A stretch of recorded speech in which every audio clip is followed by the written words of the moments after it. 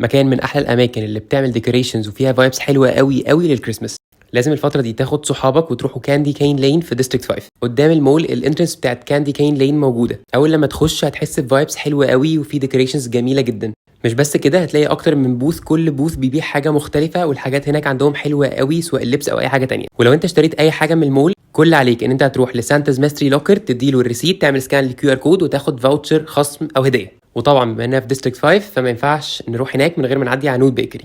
ممكن من البازار اللي هناك تشتروا حاجات للكريسماس، حاجات للبيت او هدايا لاصحابكم.